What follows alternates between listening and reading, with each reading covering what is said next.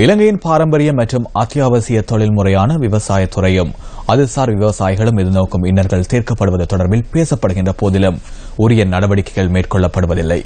அம்பாறை மாவட்ட விவசாயிகளும் அவ்வாறான ஒரு இக்கட்டிற்கு மீண்டும் முகம் கொடுத்துள்ளனர்.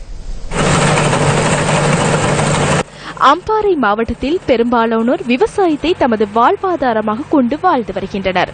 வெள்ளம் மற்றும் வறட்சியால் கடந்த காலங்களில் அம்பாறை மாவட்ட விவசாயிகள் பெரும் நட்டங்களை சந்தித்திருந்தனர்.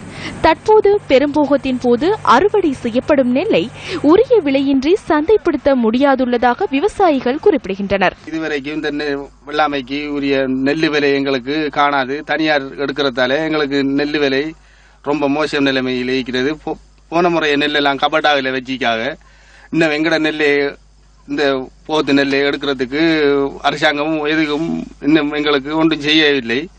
இதால எங்களுக்கு நெல்லுகள் விற்கப்படாத தனியார் எடுக்கிறதால எங்களுக்கு கடும் நஷ்டம் ஏற்படுகிறது. விவசாயம் எங்களுக்கு செய்யறதுக்கு ஒரு ஏக்கருக்கு 50,000 ரூபாய் செலவு போகுது. இப்ப 3 ஏக்கர் பூமி செய்யறோம் 1.5 லட்சம் ரூபாய் போகுது. அப்ப நாங்க வர கஷ்டத்துக்கு எங்களுக்கு லாபமும் இல்லை. நட்டத்துல கொடுத்து போடு இப்ப சும்மா ஊடுவாளையம் இது போடு நாங்க ரோட்ல திரிகிற வெளியா தான் எங்களுக்கு இருக்கு.